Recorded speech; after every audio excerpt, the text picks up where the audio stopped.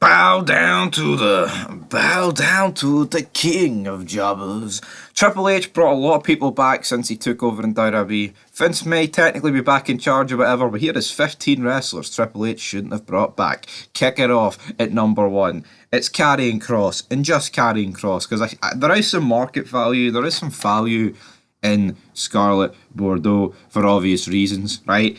Karrion Kross, though, he actually felt more over when he came out wearing a gimp mask against Jeff Hardy about 3 years ago, or was it 2 years ago? Personally, I can't really remember, but at the end of the day, this guy sucks. He can come out with the scales of time and say, oh, your time is up, or whatever, but man, come on, not me, your time is up. I don't know why this guy was ever allowed to come back, and to be honest, of people on this list, he's probably making some of the most money, and for what? And they've kept him on SmackDown during the draft. Absolutely garbage. Coming up next, though, is a member of Damage Control. Almost forgot their name there. Io Sky, of course, has a title match against Bianca Belair, but personally, I could not give a shit. Boring, bland, shite. Who cares? It's just somebody that got brought back for literally, like, they brought her and the next person who's going to be on this list back at SummerSlam. Like, you're supposed to... SummerSlam returns, you're supposed to care about that. Why? Triple H 2007, man, backface big injury. Where to take on Booker T. What the fuck is that for a SummerSlam return? Io Sky and Dakota Kai. Honestly, it sucks, but yeah, there's like no future for this person, man. Honestly, this person's nowhere near worthy of winning the title. Up next, Dakota Kai, exactly the same thing. I was looking there, she's 34. 34, man, and done nothing in her career. 34 for a woman's like past retirement age when you were relevant. Honestly, like we cannot talk about good women stuff. See Charlotte, Becky, etc. Man, they'll be calling it a day soon, man. Sasha Banks, women's peaks is from like when they're like 19 up to like 31, and then in wrestling, then they go downhill. She's never got brought back. And probably the biggest name on this list, to be honest, we've got Bray Wyatt. And enough can't be said about Bray Wyatt. The guy sucks. He's probably paid the most. He's just not reliable. We've spoke about him 100 times on this channel. He just sucks. Like, what is the actual purpose of this guy? If we're being, like, blunt. He absolutely is garbage. He comes back, does a few skits, talks a load of oh, thank you, WWE Universe. It was cringy. I don't even know what they were going for, man. It's like half kayfabe, half not. I'm finally able to do what I wanted to do because Vince was holding me. No, Vince gave you a fucking platform, mate, and you effed it up. Anyway, up next is the monster among monsters, a big, boring, red chino-wearing bastard by the name of Braun Strowman. And yeah, you know what? This guy could have been brought back and used in a similar role to what he was prior to his release, but he's literally done nothing. Like, he's been in a tag team with Ricochet. How can this be a success? How can this be worthy of, like, yes, Triple H made the right decision bringing him back? No. Braun Strowman is a far cry of the character he was a few years ago, pushing over ambulances, feuding with Roman Reigns, even like against Goldberg and all, winning the title. Yeah, absolutely sucks. Coming in, though, at number 6, we've got Hit Row. I mean, just look at the Top Dollar.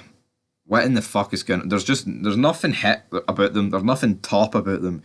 They're just awful. And it's actually free. I mean, technically, this is 18 wrestlers. Triple H shouldn't have brought back because you've included these 3. But, again, why are these guys even brought back? I don't know. They're a nothing team. They are going nowhere. I don't even know why they got called up for NXT in the first place, but they should have. Fuck, I don't even care, man. Get them released again. And at number 7, Emma. Did they literally just bring her back because she's in a relationship with Riddick Moss or Madcap Moss, whatever you want to call him? Is that why? It honestly seems like that. Like 7 years ago, she had the gimmick with the sunglasses, like Terminator, T-1000. And what is she now? Like, they just bring these people back and do nothing. Like, you know, it's funny. They bring them back for a week, right? And they might get, like, a wee, like, main event push in terms of, like, what division they're in. And then that's it. They're done. Like, now she's just coming up with Madcap Moss and he's jumping through invisible squares on SmackDown. What, are we supposed to jump and clap around for that, man? Because, oh, that's brilliant. What? Come on. Get in the bin, man. This entire company is so bad. Up next, we've got Sarah Logan. And it's literally just repeating the same thing for everybody. Like, yeah, she's come back. She's been like the Fale of the Viking Raiders or whatever, but she's just absolute garbage, man. Never got this Sarah Logan character. Just looks like she smells like shite. And, I mean, I'm not saying that means you're going to automatically get a low rating in my grade, but I mean, I think if you smell like shite, you warrant a low rating. And that's what she looks like. And, yeah, it's just absolute garbage in my opinion. So yeah, that's what we're going to deal with here. That's what she's getting, and did not need it. None of these people. It's actually a waste of money bringing everyone on this list back and talking with Tegan Knox. She only gets 10 seconds to talk about, so I'm going to wrap it up really quick. Tegan Knox is fucking dog shit. She's probably about 43 and she got a return. Anyway, into the Good Brothers now. We've got them back to back. We've got Carl Anderson we'll speak about first. Him and Big Doc can do a good Hard Finkel impersonation, but that's pretty much all that they've got. They are absolutely garbage, to be honest, and there's not a lot going for them. It just sums it up. They came back, right, and it's just shit. Like, they come back, they're in a team with AJ Styles, and then AJ Styles gets injured, and then what? They disappear again because they're just not good enough to cope on their own. It's like, what are we doing here, man? Honestly, it's truly, well, I was going to say it's embarrassing, but, well, it's embarrassing, of course it's fucking embarrassing, but is it really to be anything other than expected? It just sums up, though. Like, and it's the same with most, you can see if Bailey get injured, Dakota Kai and Io Sky would be in the bin. And it's exactly the same for, like, if the Viking Raiders get injured, so would Sarah Logan.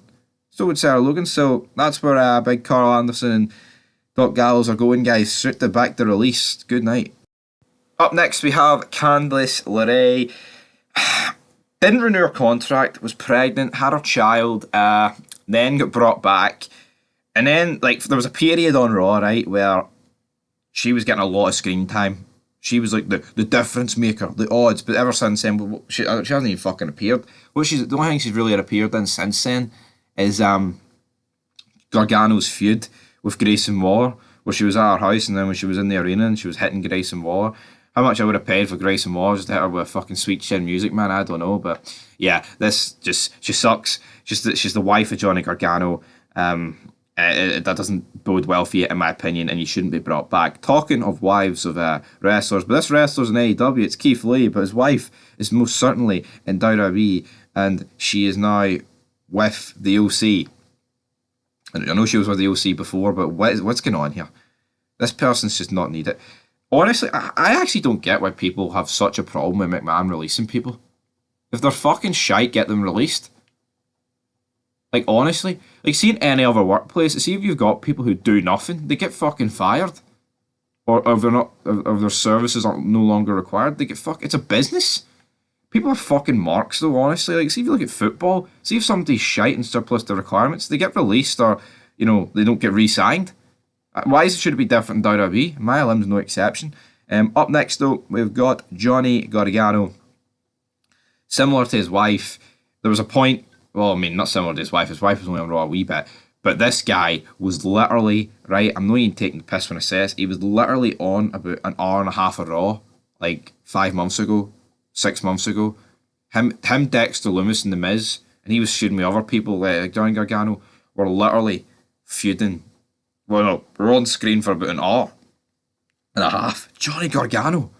Think of the people that's on Raw. They like get about 10 minutes, and this prick was getting single-handedly the most time. Disgraceful, man. I mean, he's getting an hour and a half. That's like more than everyone else combined. That did not get it whatsoever. And then finally, 15th, we've got Bronson Reed. Now, Bronson Reed, man, he's just some fat guy. Anyone could do this role, Bronson Reed. Oh, but he got released and he went to TNA and he came back. He was better. He was better and stronger than before, damn it. No, I just don't outrate Bronson Reed. Yes, like, I think if you're a big guy, it can go a bit better for you, but, I mean, he's not the only big guy on this list. You've got him, you've got Doc Gallows, Braun Strowman, Bray Wyatt. I mean, Karrion Kross is, he's not a midget, like, so we'll throw him in there. It's like these people, I don't care about your size. If you fucking suck, you suck. But I'd prefer them being big guys, like over 6 foot. But at the end of the day, and top, I mean, look at Hit Row. top dollar. Big fat flabby basketball shirt wearing fat fucky bastard, man. Come on. What's that all about? But anyway, guys, that is Fog Wrestling side now. This list was absolutely painful, but I hope you enjoyed it. Triple H is the king of jobbers, and you know what?